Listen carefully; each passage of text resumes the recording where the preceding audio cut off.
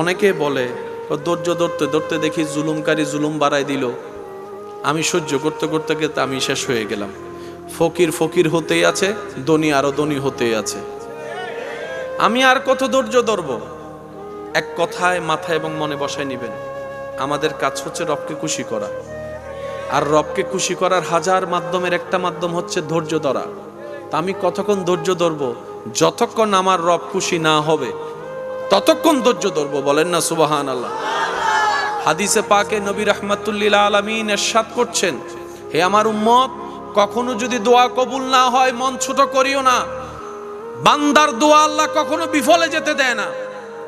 বান্দা দুনিয়াতে যা দোয়া করেছে তা আল্লাহর কাছে জমা থাকে। আল্লাহ যদি দুনিয়াতে সেটা রিটার্ন না করে, কবুল করে, হাসরের ময়দানে ওই করা দোয়ার বিনিময়ে আল্লাহ এমন নিয়ামত দান করবেন, বান্দা সেদিন নিয়ামত পেয়ে অবাক হয়ে যাবেন। সুবহান। ধৈর্য ধরার নিয়ামত যদি সাধারণ মানুষ বুঝতে পারত, নবীজি বলেন ধৈর্য ধারণকারীকে আল্লাহ এমন নিয়ামত দিবেন, দোয়া কবুল না হওয়ার পরও যারা রবের উপর সন্তুষ্টি ছিল তাদেরকে আল্লাহ এমন দয়া করবেন, হাসরের ময়দানে অন্য মানুষ এই দয়া পেয়ে দেখে আফসোস করবে, ইস, দুনিয়াতে যদি আমার একটা দোয়া কবুল না হতো আজকে আমি 1000 গুণ বেশি এখানে পাইতাম। মুমিন কখনো লসে থাকে? বলেন না, মুমিন কখনো লসে থাকে? এই যে আমাদের গায়ে জ্বর উঠে, গায়ে জ্বর উঠে না? যদি গায়ে জ্বর উঠছে হা হুতাশ না করে যদি আপনি আমি সবর করতে পারি, গুনাহ মাফ। জোরে,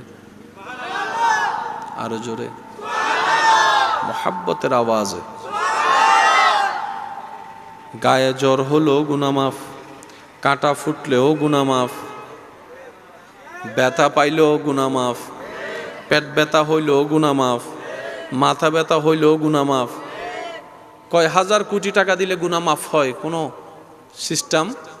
কিন্তু আপনার উপর যখনই যা আসে মনে রাখবেন সবকিছুই আল্লাহর পক্ষ থেকে নিয়ামত।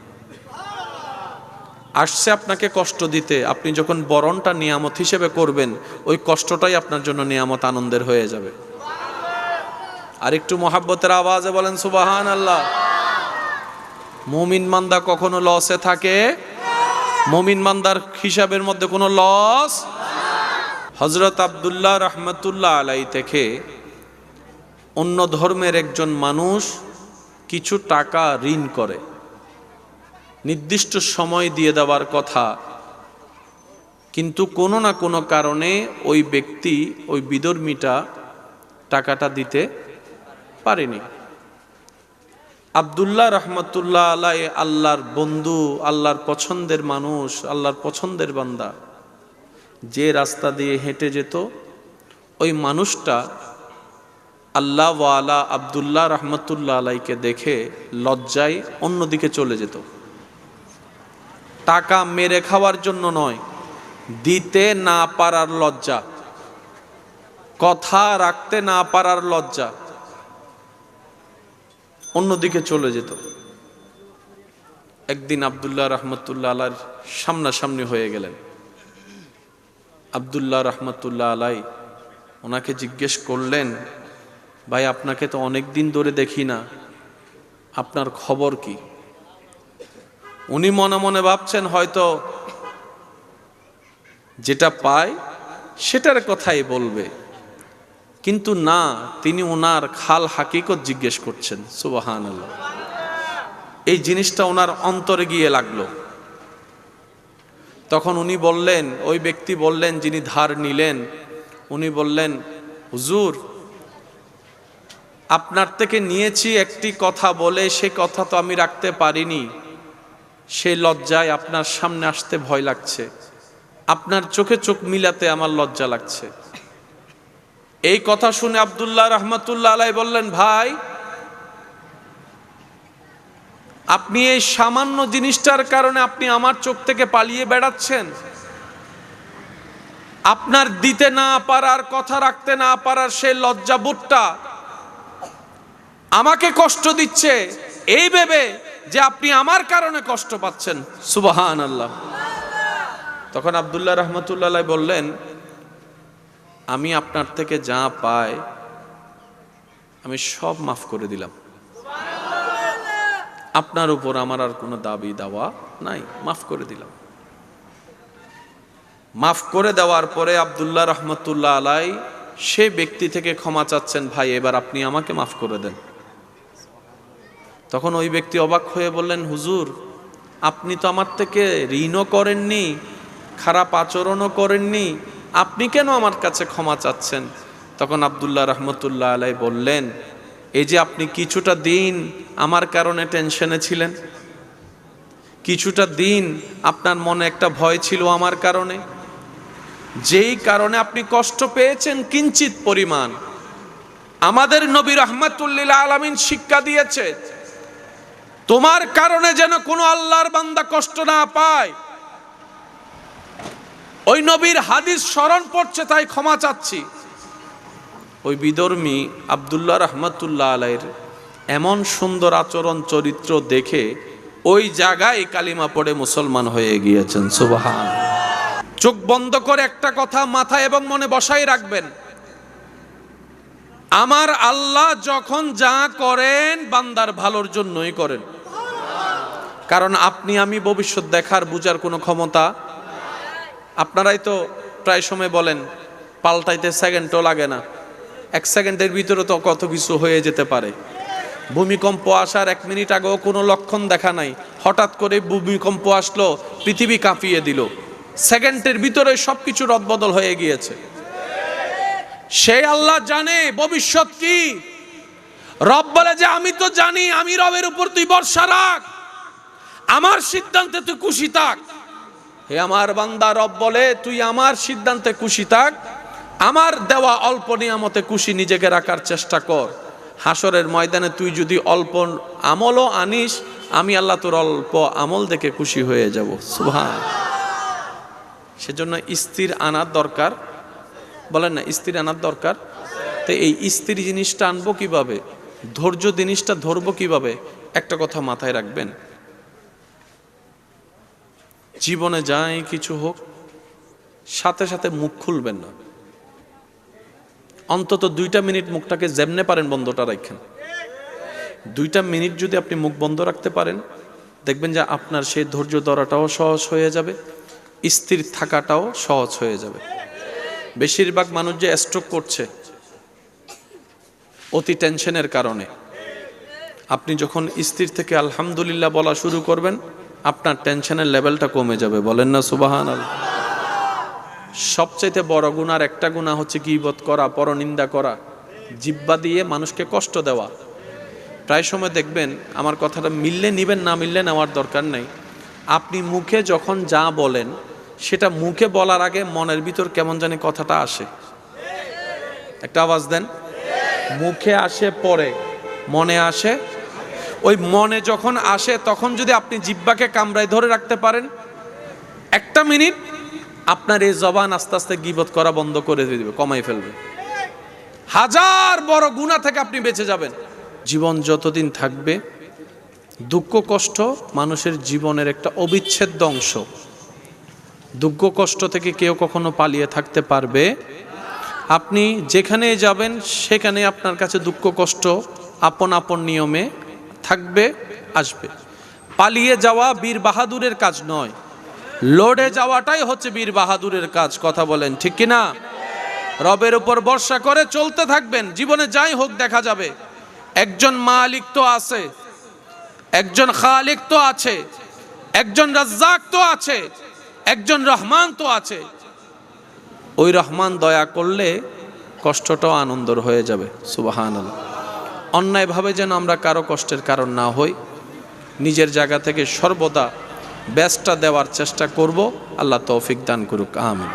কেউ কাউকে যদি মিথ্যা কোনো অপবাদ দেয়, মিথ্যা তহমত দেয়, আর সে বান্দা যদি ধৈর্য ধরে রবের উপর বিচার দেয়, রবের কাছে বিচার দেয়, যে তহমত দিবে সে মরণের আগে ওই কাজটা না করা পর্যন্ত সে কখনো মরবে না।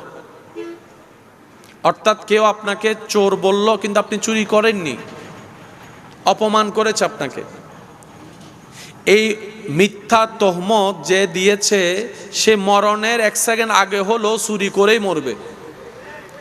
সে যতক্ষণ চুরি করবে না ততক্ষণ তার মৃত্যু হবে। আবার অন্যদিকে আপনাকে যে তহমত দিয়ে বেইজ্জতি করেছে, এটার বিনিময়ে আল্লাহ তাআলা দুনিয়াতেও আপনাকে ইজ্জত দিবেন, আখিরাতেও ইজ্জত দিবেন। এই বেইজ্জতির কারণে যে আপনি কষ্ট পেয়েছেন, আল্লাহ তাআলা আপনার গুনাহকে মাফ করে দিবেন। সেজন্য দুনিয়াতে যাই আপনি পাবেন কষ্ট মানুষের কাছ থেকে, সবগুলোকে নিয়ামত মনে করবেন। এত বেশি হাইপার হওয়ার দরকার? কান্না করলেও সময় যাবে, হাসলেও সময় যাবে। তো হেসে হেসে সময় পার করেন না, অন্যরা কান্দুক। কারো যদি ইচ্ছা করে কান্না করতে মন চায় কান্দুক, বদনাম করে, কষ্ট দিয়ে। নবী রাহমাতুল লিল আলামিনের উম্মত অন্যায়ভাবে কারো চোখের পানির কারণ হতে পারবো? বলেন না, কারো চোখের কারণ হতে পারবো? জীবনের প্রত্যেকটা সেকেন্ড আল্লাহর দেওয়া নিয়ামত। খামাখা টেনশন করে, মন খারাপ করে এই সময়গুলোকে নষ্ট করে দেওয়া মানে নিজের বিষয়টাই নষ্ট করে দেওয়া। গত শনিবার কি আর আসবে? গত শুক্রবার কি আর আসবে? 2020, 22, 23 সাল, 24 সাল কি আর আসবে? গেছে তো গেছে, কেন কাটাচ্ছি এভাবে? স্থির হন, আল্লাহর দেওয়ার নিয়ামতগুলোকে উপভোগ করুন। না পাওয়ার দিকে যেভাবে আপনার আমার মনোযোগ আছে, আল্লাহ যে বিনা হিসেবে এত দিয়েছেন সেদিকে আপনার আমার মনোযোগ। আচ্ছা আপনারাই বলেন, না পাওয়া নিয়ে মন খারাপ করলে কি পাওয়া হয়ে যাবে? যদি তকদিরে থাকে পাবো, যদি তকদিরে নাই পাবো না, বাস শেষ তো কথা। তো মুসলমান বলে যে, ইমানদার বলে যে, তকদিরে যা আছে তা হবে। আমার চেষ্টা আমি করে যাব রবের উপর ভরসা করে। আমার জন্য যদি কল্যাণকর হয় আমার চাওয়া, আমার আল্লাহ অবশ্যই আমাকে দান করবেন। বলেন সুবহানাল্লাহ।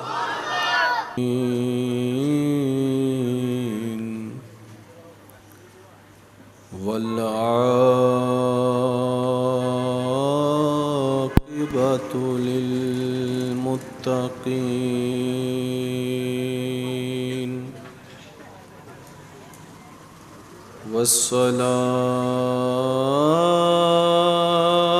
والصلاة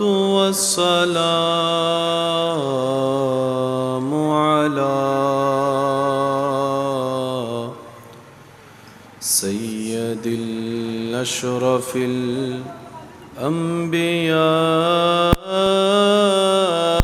الأنبياء والمرسلين. أما بعد، فأعوذ بالله من الشيطان الرجيم ببركة بسم الله الرحمن الرحيم. إن الله وملائكته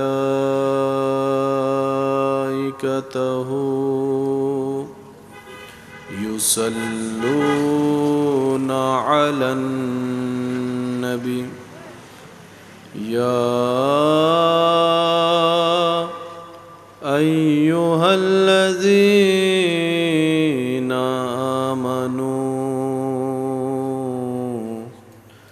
صلوا عليه وسلموا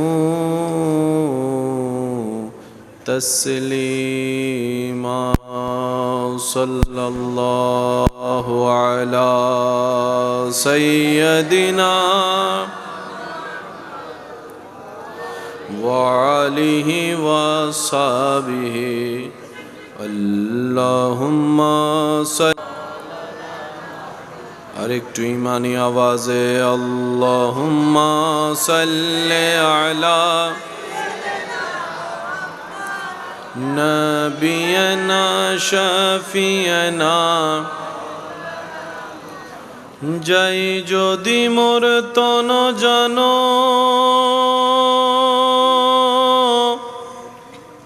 এতে নাই মোর ভাবনা। যতদিন থাকবে প্রাণ নবীজিকে ভুলব না। আল্লাহুম্মা صل على نبينا شافينا سبحان الله والحمد لله لا إله إلا الله سبحان الله والحمد لله لا إله إلا الله لا إله إلا الله لا إله إلا الله سبحان الله والحمد لله لا إله إلا الله لا إله إلا الله لا إله إلا الله سبحان الله والحمد لله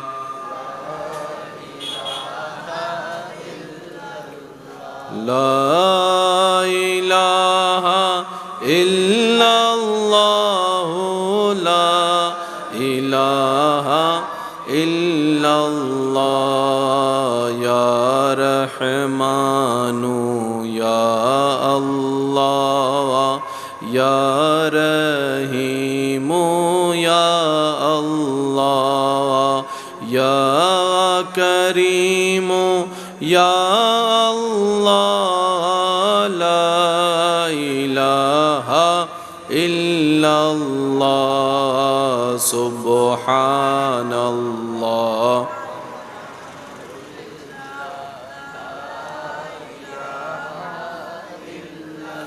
لا إله إلا الله لا إله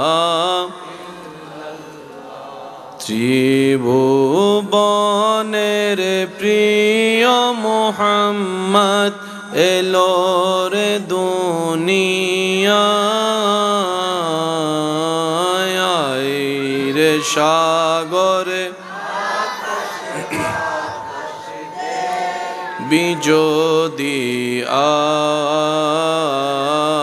আয় রে সাগরে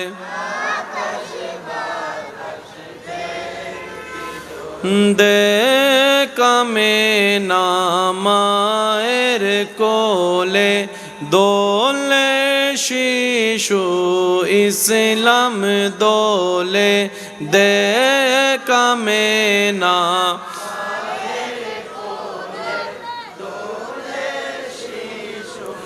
ইসলাম দোলে কোচি মুখে শাহাদাতের বাণী সে শোনায় রে সাগরে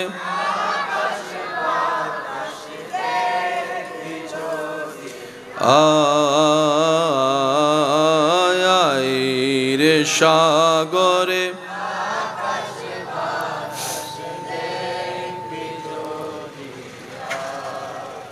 শেষবারের মতো সবাই একই আওয়াজে বুলন্দ আওয়াজে ত্রিভুবনের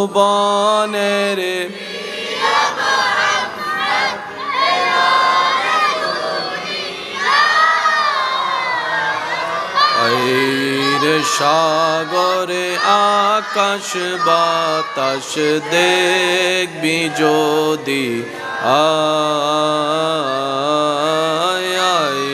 রে সাগরে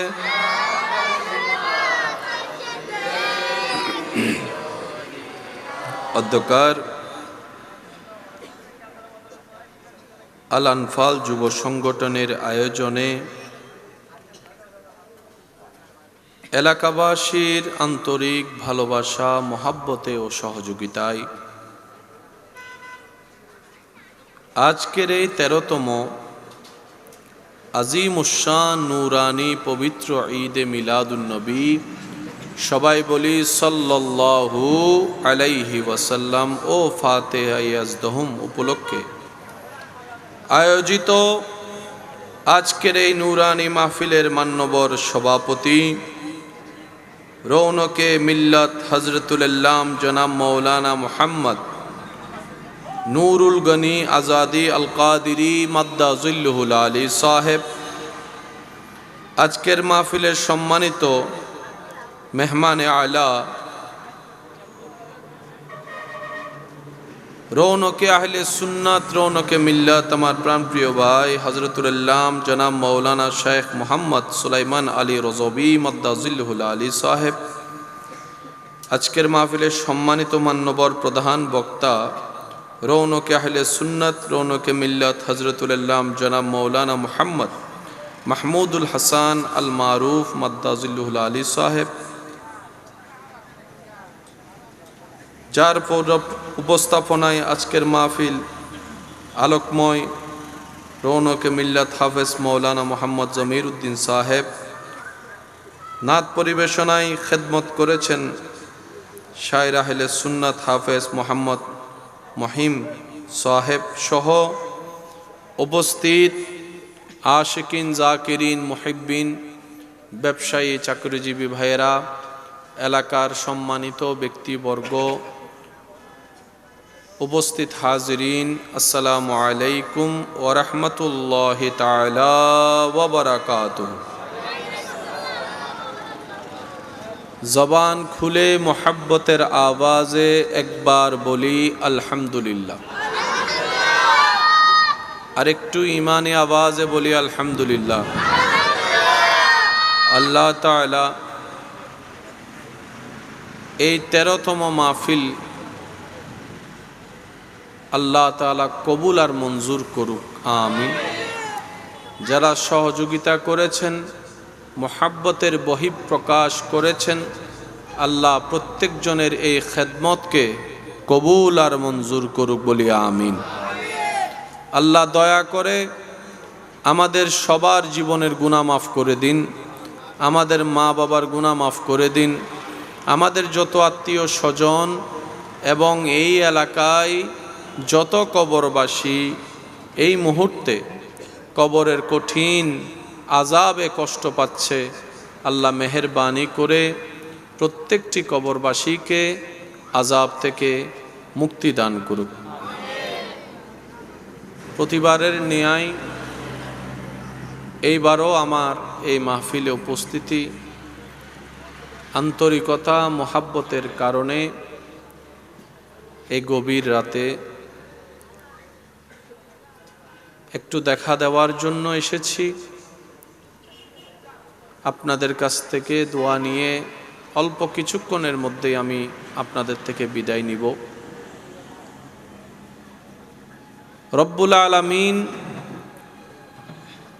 দু চারটি কালিমা যতটুক বলার তৌফিক দান করবেন, আমার খেদমত আমি নিবেদন করার চেষ্টা করব। আপনারাও যারা আছেন মনের কান দিয়ে শোনার চেষ্টা করবেন আর আওয়াজ দিয়ে একটু সহযোগিতা করার চেষ্টা করবেন, বলি ইনশাআল্লাহ। এখানে যারা উপস্থিত আছেন সবাই মোহাব্বতের আওয়াজে একবার বলেন তো দেখি মারহাবা। আরেকটু আওয়াজটা বড় হবে, আরেকবার বলেন, আরেকবার বলেন। আপনাদের এই উপস্থিতিকে আল্লাহ তাআলা কাল হাসরের ময়দানে নাজাতের জরিয়া হিসেবে কবুল করুক। কুরআনুল কারীমে রব্বুল আলামিন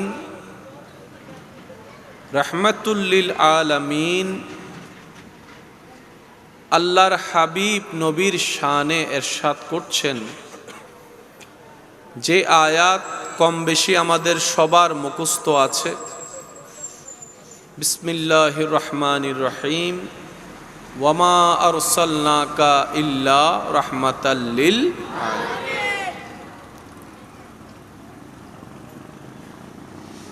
সৃষ্টি জগতের সৃষ্টি স্রষ্টাকে খুশি করতে চায়, খুশি রাখতে চায়। আল্লাহ তাআলা আমাদেরকে দয়া করে এমন একজন শানওয়ালা নবীর উম্মত হওয়ার সুযোগ দিয়েছেন, যাকে সন্তুষ্টি আল্লাহ নিজেই রাখতে চায়, করতে চায়। সুবহানাল্লাহ। আলামিন হচ্ছে সৃষ্টি, রব হচ্ছেন স্রষ্টা। আল্লাহ নিজে স্রষ্টা হয়ে বলেন, আমি আল্লাহ আমার সৃষ্টি জগতের জন্য রহমত হিসেবে আপনি নবীকে মনোনয়ন করলাম। সুবহানাল্লাহ। আল্লাহ তাআলা এই আয়াতে নবীকে রাহমাতুল্লিল আলামিন বলে সমস্ত সৃষ্টি জগতের মূল্যবান কেন্দ্রবিন্দু বানিয়ে দিয়েছেন। সুবহানাল্লাহ। মোহাব্বতের আওয়াজ একবার বলি আলহামদুলিল্লাহ। পৃথিবীর জগতে যত শানওয়ালা, যত যোগ্যতাওয়ালা, যত মর্যাদাওয়ালা, সৃষ্টিতে যত প্রশংসিত, সর্বদিকে আল্লাহ তাআলা আমাদের নবীকে সবার উপরে রেখেছেন। আর একটু মোহাব্বতের আওয়াজে। আমাদের জীবন চলায় কোনো না কোনোভাবে অহংকার আছে না নাই? একটু আওয়াজ দেন। সত্যিকার অহংকারের জন্য যোগ্যতারও দরকার আছে না নাই? আমাদের জীবনে যোগ্যতা যতটুক নাই তার চাইতে বেশি অহংকার করে ফেলি। আর কারো কাছে যদি কিছু থাকে তাহলে তার কোনো কথা নাই, পাটার মাটিতে লাগে। এবার আপনারা একটু বুঝে শুনে আওয়াজ দিয়ে বলেন, অহংকার দেখানোর জন্য কিছু জিনিসের দরকার আছে না নাই? সৌন্দর্য নিয়ে অহংকার আছে না নাই? জ্ঞান নিয়ে, আর একটু জোরে, সম্পদের অহংকার, শক্তির অহংকার, মর্যাদার অহংকার, বংশের অহংকার, সুরের অহংকার, কণ্ঠের অহংকার, আরো জোরে বলেন, সম্পদের অহংকার। সর্বদিকে অহংকার করার বিভিন্ন সেক্টর আছে। আপনি আমি অনেক সুন্দর, কিন্তু আপনার আমার চাইতো হাজার সুন্দর মানুষ, বলেন না একটু। আপনি আমি অনেক ধনী, কিন্তু আমাদের চাইতো ধনী, বলেন না, আমাদের চাইতো ধনী। আপনার আমার ক্ষমতা অনেক, কিন্তু আমাদের চাইতো ক্ষমতাওয়ালা। আল্লাহ তাআলা আমাদের নবীকে যা দিয়েছেন এমন দেওয়া আর কাউকে দেননি। সৌন্দর্যের দিকে আমাদের নবীর সাথে তুলনায় নামবে এমন কোন সৃষ্টি, জ্ঞানের দিকে আমাদের নবীর সাথে তুলনায় নামবে এমন কোন সৃষ্টি, আর একটু জোরে বলেন, মর্যাদার ক্ষেত্রে আমার নবী আপনার নবীর সাথে সমকক্ষ কিংবা তুলনা দিবে সৃষ্টিতে এমন কেউ। হাজার নিয়ামতে আল্লাহ তাআলা আমাদের নবীকে ধন্য করেছেন, কিন্তু সেই নবী জীবনে কোনোদিন অহংকারের পর্যন্ত প্রকাশ করেনি, বরঞ্চ বিনয়ী দেখিয়েছেন, নম্রতা দেখিয়েছেন। যাকে পৃথিবী কখনো কাছে টানে না, পাশে বসায় না, এমন কেউ আপনার আমার নবী নিজের সিনার সাথে লাগিয়ে ধন্য করে দিয়েছেন। সুবহানাল্লাহ। আল্লাহ তাআলা আমাদের নবীকে যে নিয়ামত দিয়ে ধন্য করেছেন, সেই নিয়ামতের ধার প্রান্তে আপনার আমার কল্পনা পর্যন্ত পৌঁছানো সম্ভব। सबसे आला वाला हमारा नबी, सबसे बाला वाला हमारा नबी, अपनी मौला का प्यारा हमारा नबी, दोनों आलम का दूल्हा হামারা নবী। আর একটু মোহাব্বতের আওয়াজে। বিশ্বব্যাপী নবীজি ইসলাম প্রচার হয়েছে কি হয় নাই? ইসলাম কিন্তু তলোয়ার দিয়ে প্রচার হয় নাই। ইসলাম প্রচার হয়েছে নবীজির হুসনে খুলুক, নবীজির আচরণ, ব্যবহার, মায়া, ভালোবাসা দিয়ে। আপনি আপনার শক্তি দিয়ে অনেক কিছু দখল করতে পারবেন, সাময়িক অর্জন করতে পারবেন, কিন্তু মানুষের অন্তরে আপনি কখনো জায়গা নিতে পারবেন না। কিন্তু আপনার একটু সুন্দর ব্যবহার, আপনার একটু সুন্দর ব্যবহার মানুষটার অন্তর পরিবর্তন করে দিতে পারে। তার অন্তরে আপনার জন্য একটা বিশাল ভালোবাসা, শ্রদ্ধার জায়গা করে দিতে পারে। সুবহানাল্লাহ। হযরত আব্দুল্লাহ রহমতুল্লাহ আলাই, হযরত আব্দুল্লাহ রহমতুল্লাহ আলাই থেকে অন্য ধর্মের একজন মানুষ কিছু টাকা ঋণ করে, নির্দিষ্ট সময় দিয়ে দেওয়ার কথা, কিন্তু কোনো না কোনো কারণে ওই ব্যক্তি, ওই বিধর্মীটা টাকাটা দিতে পারেনি। আব্দুল্লাহ রহমতুল্লাহ আলাই আল্লাহর বন্ধু, আল্লাহর পছন্দের মানুষ, আল্লাহর পছন্দের বান্দা, যে রাস্তা দিয়ে হেঁটে যেত ওই মানুষটা আল্লাহ ওয়ালা আব্দুল্লাহ রহমতুল্লাহ আলাইকে দেখে লজ্জায় অন্যদিকে চলে যেত। টাকা মেরে খাওয়ার জন্য নয়, দিতে না পারার লজ্জা, কথা রাখতে না পারার লজ্জা, অন্যদিকে চলে যেত। একদিন আব্দুল্লাহ রহমতুল্লাহ আলাইর সামনাসামনি হয়ে গেলেন। আব্দুল্লাহ রহমতুল্লাহ আলাই ওনাকে জিজ্ঞেস করলেন, ভাই আপনাকে তো অনেক দিন ধরে দেখি না, আপনার খবর কি? উনি মনে মনে ভাবছেন হয়তো যেটা পায় সেটার কথাই বলবে, কিন্তু না, তিনি ওনার খাল হাকিকত জিজ্ঞেস করছেন। সুবহানাল্লাহ। এই জিনিসটা ওনার অন্তরে গিয়ে লাগলো।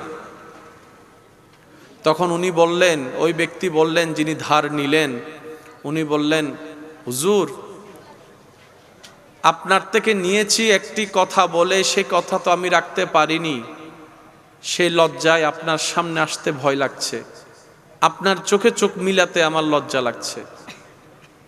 এই কথা শুনে আব্দুল্লাহ রহমতুল্লাহ আলাই বললেন, ভাই আপনি এই সামান্য জিনিসটার কারণে আপনি আমার চোখ থেকে পালিয়ে বেড়াচ্ছেন?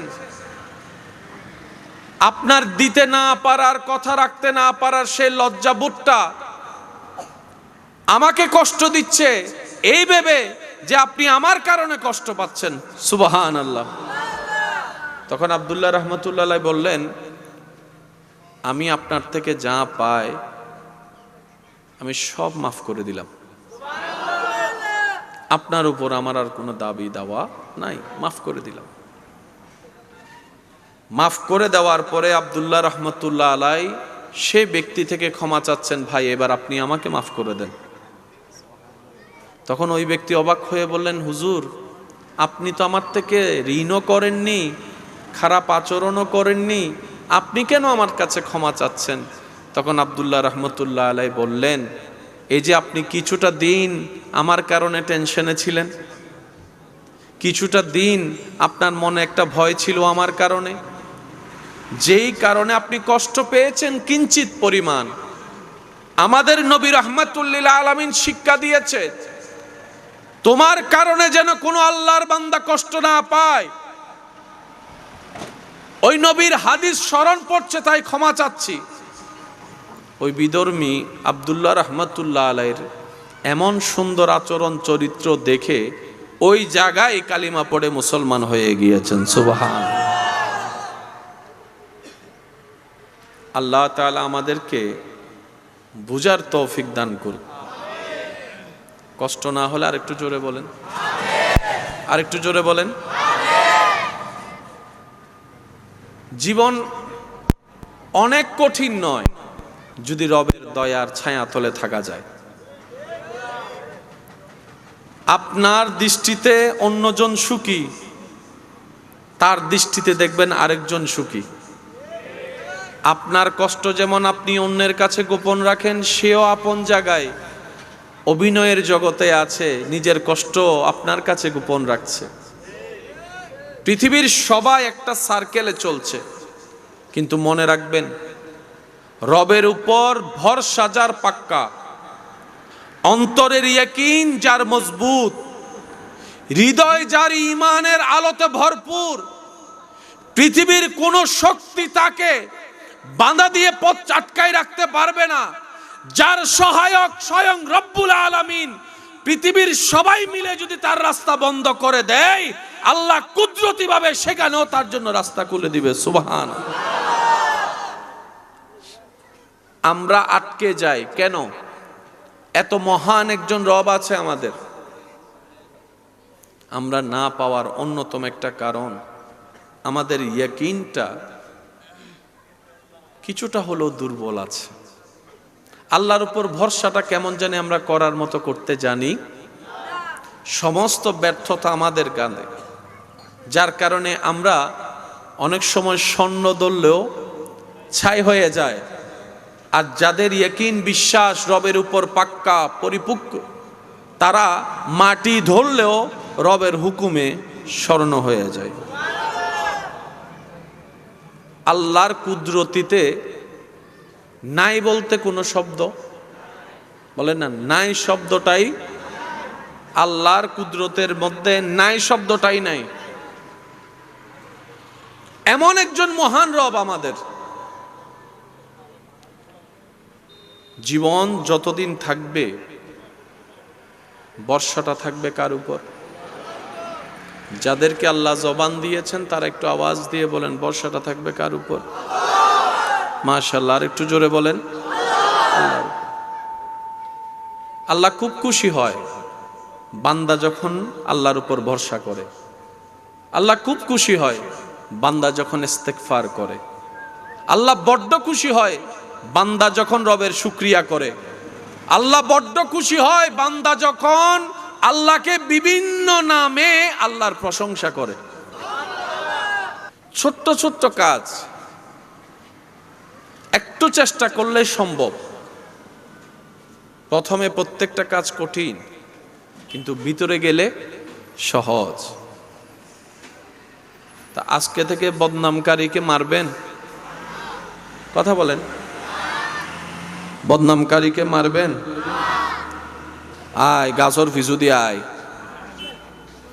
ওই আন্ধার জায়গা চল।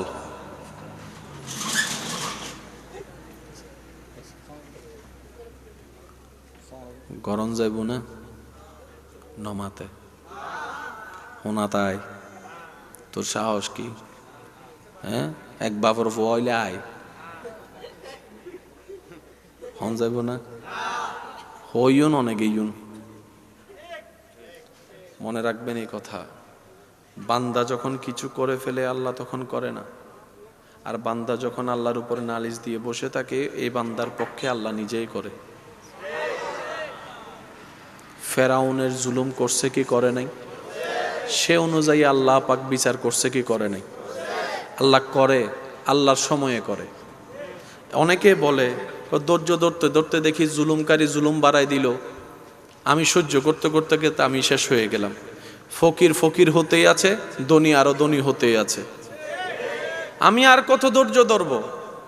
এক কথায় মাথায় এবং মনে বসায় নিবেন, আমাদের কাজ হচ্ছে রবকে খুশি করা।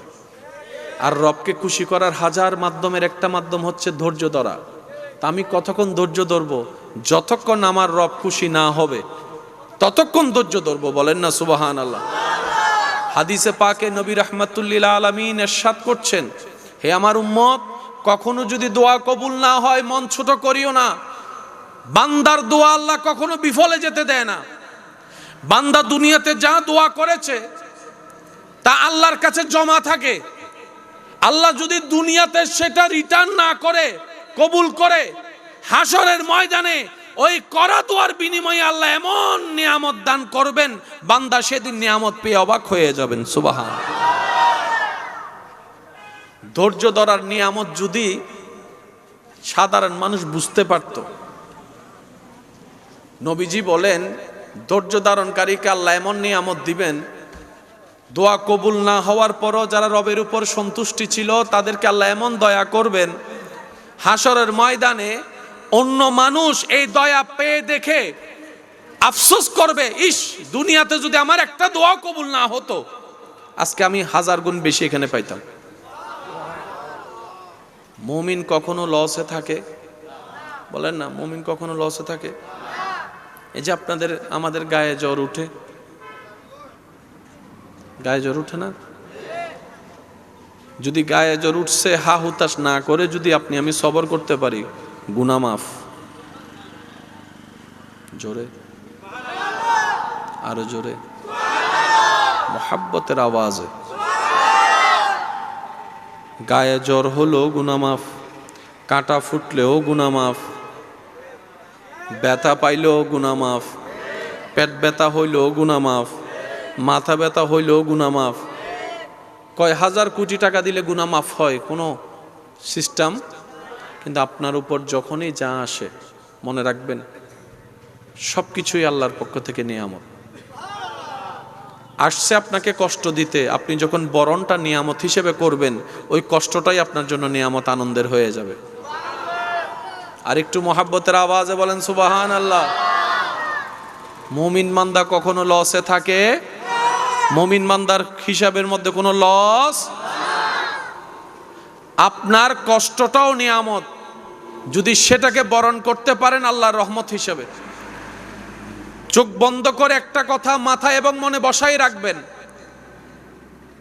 আমার আল্লাহ যখন যা করেন বান্দার ভালোর জন্যই করেন। কারণ আপনি আমি ভবিষ্যৎ দেখার বুঝার কোনো ক্ষমতা, আপনারাই তো প্রায় সময় বলেন পাল্টাইতে সেকেন্ডও লাগে না, 1 সেকেন্ডের ভিতরে তো কত কিছু হয়ে যেতে পারে। ভূমিকম্প আসার 1 মিনিট আগেও কোনো লক্ষণ দেখা নাই, হঠাৎ করে ভূমিকম্প আসলো, পৃথিবী কাঁপিয়ে দিল, সেকেন্ডের ভিতরে সবকিছু রদবদল হয়ে গিয়েছে। সেই আল্লাহ জানে ভবিষ্যৎ কি। রব বলে যে আমি তো জানি, আমি রবের উপর তুই ভরসা রাখ, আমার সিদ্ধান্তে তুই খুশি থাক। হে আমার বান্দা, রব বলে তুই আমার সিদ্ধান্তে খুশি থাক, আমার দেওয়া অল্প নিয়ামতে খুশি নিজেকে রাখার চেষ্টা কর। হাসরের ময়দানে তুই যদি অল্প আমলও আনিস, আমি আল্লাহ তোর অল্প আমল দেখে খুশি হয়ে যাব। সুবহান। সেজন্য স্থির আনার দরকার, বলেন না, স্থির আনার দরকার। তো এই স্থির জিনিসটা আনবো কিভাবে, ধৈর্য জিনিসটা ধরবো কিভাবে? একটা কথা মাথায় রাখবেন, জীবনে যাই কিছু হোক, সাথে সাথে মুখ খুলবেন না। অন্তত 2টা মিনিট মুখটাকে যেমনে পারেন বন্ধটা রাখেন।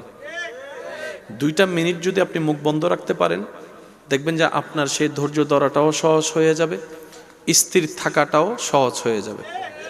বেশিরভাগ মানুষ যে স্ট্রোক করছে অতি টেনশনের কারণে।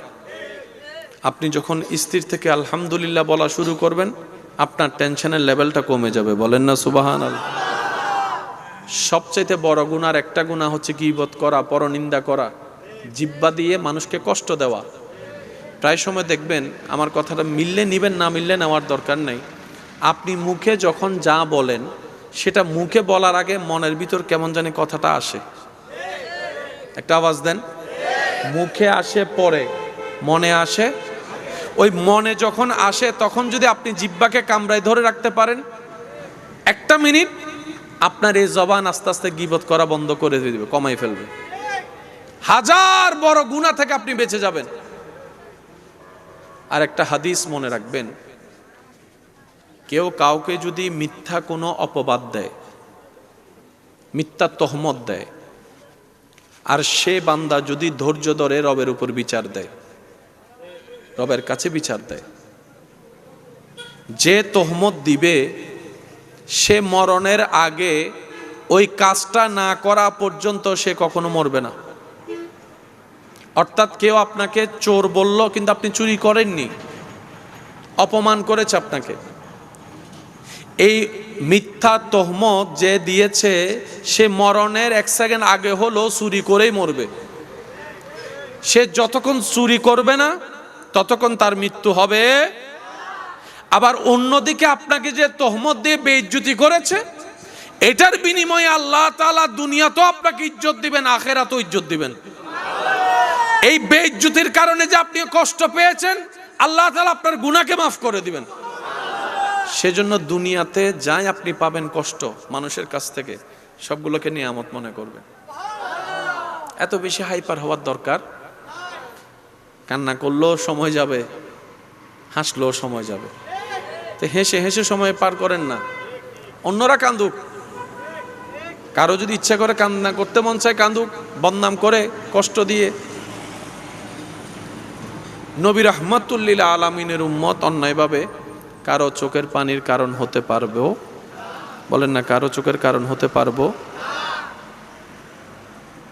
জীবনের প্রত্যেকটা সেকেন্ড আল্লাহর দেওয়া নিয়ামত। খামাখা টেনশন করে, মন খারাপ করে এই সময়গুলোকে নষ্ট করে দেওয়া মানে নিজের বিষয়টাই নষ্ট করে দেওয়া। গত শনিবার কি আর আসবে? গত শুক্রবার কি আর আসবে? 2020, 22, 23 সাল, 24 সাল কি আর আসবে?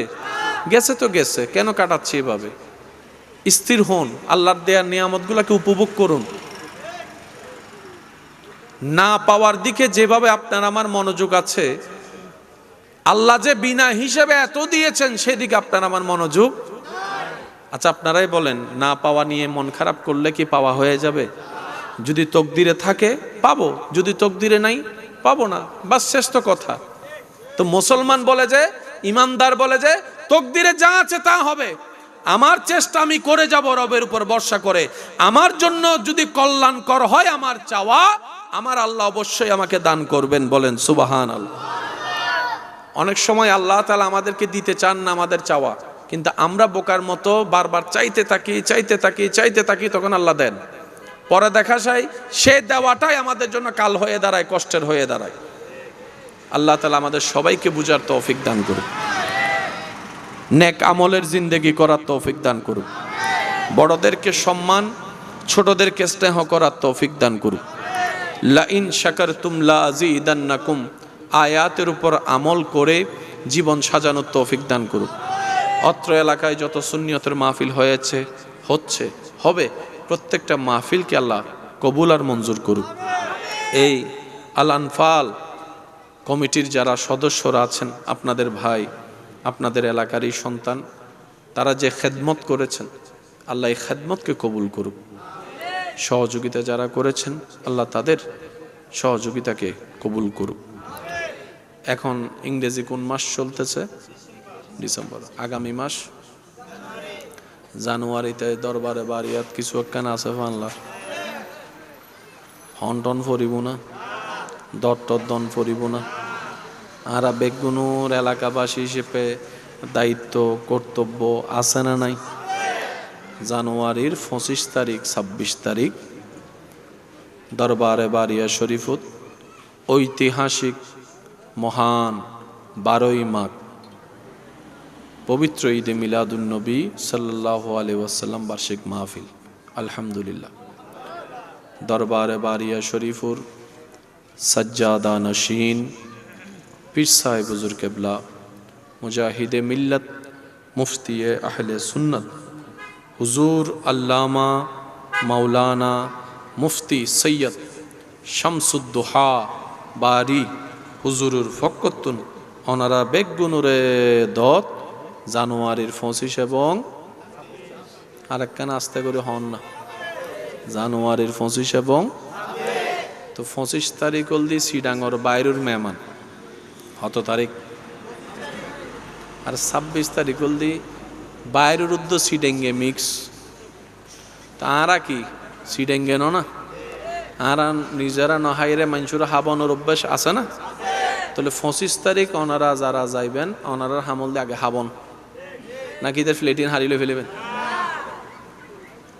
অবাই তোর হা কেয়া তোর হান আল্লাহ আর সিডাঙ্গর ইজ্জত জড়িত আছে। নহাই গেলে পুরা এলাকা বদনাম নগরিব, অথবা 5 ঘন্টা 10 ঘন্টা আট গাড়িগুলো গে হানাই ন পাই সিডেঙ্গ কলা হাইতো ন দে ইজ্জত আর তাই মানে ওটা ফামজার হই না যাইব ইজ্জতিন। তো 26 তারিখ 25 তারিখ আল্লাহ যদি মিলাই হাইম, 26 তারিখ মিলাইলে হাইম। তবে হাওন বড় জিনিস ন, মেহমানদারি হলদি বড় জিনিস। ঠিক আছে না বাজান? নতুন করে দনর হনো দরহার। তো যারা চৌরি করেন ব্যবসা করেন অনারার দরবার অনারার মাহফিল কেনে সাজাবেন কেনে গরিবেন অনারা জানন। আই হন হিসেবে অনারা হই করার মানুষের আসলে দন সরমর হতা আর দিয়ে দিন ভাই স্মরণ গড়াই দিদি অনারা বেশি সো মাছ বিজি তো এত লেখা মনত গড়াই দিই।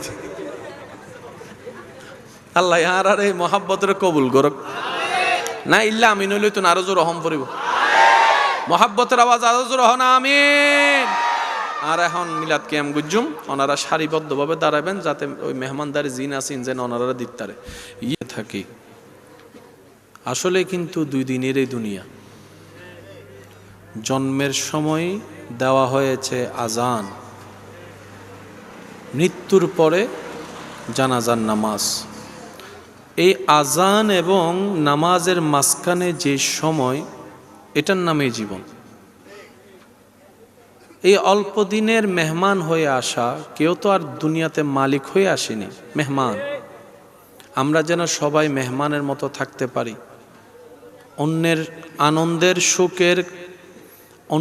আনন্দের সুখের হওয়ার কারণ হতে পারি। আবদার করে বলি, জীবন যতদিন থাকবে দুঃখ কষ্ট মানুষের জীবনের একটা অবিচ্ছেদ্য অংশ। দুঃখ কষ্ট থেকে কেউ কখনো পালিয়ে থাকতে পারবে? আপনি যেখানে যাবেন সেখানে আপনার কাছে দুঃখ কষ্ট আপন আপন নিয়মে থাকবে, আসবে। পালিয়ে যাওয়া বীর বাহাদুরের কাজ নয়, লড়ে যাওয়াটাই হচ্ছে বীর বাহাদুরের কাজ। কথা বলেন ঠিক কিনা? রবের উপর ভরসা করে চলতে থাকবেন, জীবনে যাই হোক দেখা যাবে। একজন মালিক তো আছে, একজন খালিক তো আছে, একজন রাজ্জাক তো আছে, একজন রহমান তো আছে। ওই রহমান দয়া করলে কষ্টটাও আনন্দর হয়ে যাবে। সুবহানাল্লাহ। অন্যায়ভাবে যেন আমরা কারো কষ্টের কারণ না হই, নিজের জায়গা থেকে সর্বদা বেস্টটা দেওয়ার চেষ্টা করব। আল্লাহ তৌফিক দান করুক, আমিন। আল্লাহুম্মা আমিন। ইয়া রহমান ইয়া রহিম ইয়া সাত্তার ইয়া গফফার ইয়া রহমান ইয়া রহিম ইয়া সাত্তার ইয়া গফফার। तुम हो पालनहार मेरा, कर दो बेड़ा पार। तुम हो पालनहार मेरा, कर दो बेड़ा पार। या रहमान या रहीम या सत्तार या गफ्फार। अल्हम्दुलिल्लाह रब्बिल आलमीन वस्सलातु अला नबील करीम व अला आलिहि व असहाबिहि अजमाइन। আল্লাহ পাক আমাদের আজকের এই হাজিরাকে তোমার রহমতের দরবারে তুমি কবুল আর মঞ্জুর করে নাও। আল্লাহ যারা সাজিয়েছেন, যারা সহযোগিতা করেছেন, মাওলা প্রত্যেকজনের খেদমতকে তুমি কবুল করো। আল্লাহ অত্র মাহফিলে যেভাবে মহাব্বতের বহিঃপ্রকাশ করেছেন, সহযোগিতা করেছেন, সাহায্য করেছেন, সাপোর্ট দিয়েছেন, মাওলা প্রত্যেকজনের এই মহাব্বতকে তুমি কবুল করো। আল্লাহ আমাদের জীবনের জানা অজানা ইচ্ছায় অনিচ্ছায় করা সমস্ত কবিরা সগীরা গুনাহ আল্লাহ তুমি মেহেরবানি করে মাফ করে দাও। আল্লাহ আমাদের মা বাবা দাদা দাদি নানা নানির গুনাহ মাফ করে দাও। আল্লাহ যত কবরবাসী কবরের আযাবে কষ্ট পাচ্ছে, আল্লাহ মেহেরবানি করে কবরের আযাব মাফ করে দাও। আল্লাহ আমাদেরকে নেককার বান্দা বনে থাকার তৌফিক দান করো। আল্লাহ আমাদের অন্তরকে তুমি রহমত দিয়ে পরিষ্কার করে দাও। আল্লাহ আমাদের কলবকে তোমার হাবিবের প্রেম দ্বারা আলোকিত করে দাও। রব্বুল আলামিন সবার জীবনকে তুমি সুখীময় সুন্দর শান্তির করে দাও আল্লাহ। সমস্ত বিভেদ আল্লাহ ভুলে শান্তির জীবন যাপন করার প্রত্যেকটা পরিবারকে আল্লাহ তুমি দয়া করে মেহেরবানি করে সুযোগ করে দাও আল্লাহ। যারা ব্যবসায়ী ভাইয়েরা আছেন আল্লাহ, রাইজ রোজগারের মধ্যে হাজার গুণ বরকতের ব্যবস্থা করো আল্লাহ। যারা চাকরিজীবী আছেন আল্লাহ, তরক্কির ব্যবস্থা করো আল্লাহ। যারা তালিবুল ইলম পড়ালেখায় আছেন আল্লাহ পাক ইলমে নাফে অর্জন করার তৌফিক দান করো রব্বুল আলামিন। মন ভরে প্রাণ ভরে তোমার দরবারে ইবাদতের সিজদা দেওয়ার তৌফিক দান করো আল্লাহ। তোমার প্রেমে হারাইয়ে যাওয়ার সেই প্রেমের জজবা আল্লাহ আমাদেরকে তুমি নসিব করে দাও আল্লাহ। চাওয়ার মতো তো চাইতে আমরা জানি না, ডাকার মতো তোমাকে ডাকতে জানি না আল্লাহ। তুমি নিজ গুণে আমাদের সবাইকে আল্লাহ তোমার প্রিয় বান্দা হিসেবে তুমি কবুল করে নাও আল্লাহ। আগামী বছর এই মাহফিল আয়োজনে যখন সময় আসবে তোমার গায়েবী খাজানা থেকে আল্লাহ তুমি মেহেরবানি করে দয়া করে সুন্দরভাবে সাজানোর ব্যবস্থা করে দিও আল্লাহ। অত্র এলাকার আশেপাশে যত মাহফিল সুন্নিয়তের মাহফিল আছে, মাহফিল কমিটি আছে আল্লাহ, সবার খেদমতকে তুমি কবুল আর মঞ্জুর করো আল্লাহ। মাহফিল কমিটির কাছে যারা নাম দিয়ে নাম না দিয়ে দোয়া চেয়েছেন প্রত্যেকজনের নামে নামে দোয়া ফরিয়াদ তুমি কবুল আর মঞ্জুর করো। जगह जी लगाने की दुनिया नहीं है, ये इबरत की जा है तमाशा नहीं है। जगह जी लगाने की दुनिया नहीं है, ये इबरत की जा है तमाशा नहीं है। রব্বুল আলামিন আমাদের সবার কবরকে তুমি আলোকিত করে দিও আল্লাহ। আল্লাহ আমাদের মরণ যন্ত্রণা যেন না হয়, ঈমান নিয়ে হাসি মুখে যেন কালিমা পড়ে যেতে পারি সে তৌফিক দান করো আল্লাহ। তোমার নবীর সামনে যেন ইজ্জতওয়ালা একটা জীবন নিয়ে দাঁড়াতে পারি সে তৌফিক দান করো আল্লাহ। কাল হাসরের ময়দানে তোমার দরবারে যখন আসামি হয়ে যাব আল্লাহ, তোমার কাছে বিশেষ একটা ভিক্ষা চাই আমরা, আমাদের জন্য তুমি হাকামুল হাকিমিন হয়ে হিসাব নিও না আল্লাহ। আমরা যখন যাব আমাদের জন্য তুমি রহমানুর রহিম হয়ে একটু দয়াকে উন্মুক্ত করে দিও রব্বুল আলামিন। যারা অসুস্থ আছেন তাদেরকে তুমি শেফা দান করো,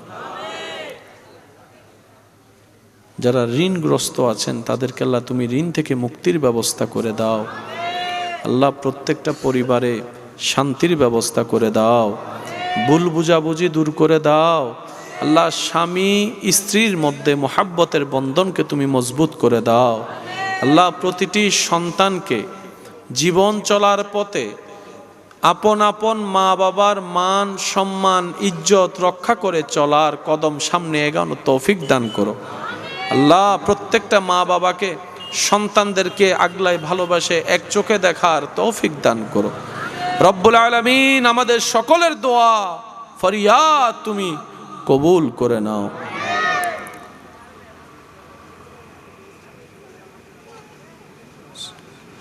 মওলানা মুহাম্মদ ওয়া আলা আলিহি ওয়া আসহাবিহি আজমাইন। আল্লাহুম্মা ইজআল আখিরা কালামিনা ইনদা সাকরাতিল মাউত শাহাদাতু আন লা ইলাহা ইল্লাল্লাহু মুহাম্মাদুর রাসূলুল্লাহ সাল্লাল্লাহু আলাইহি ওয়াসাল্লাম। আসসালামু আলাইকুম ওয়া রাহমাতুল্লাহ।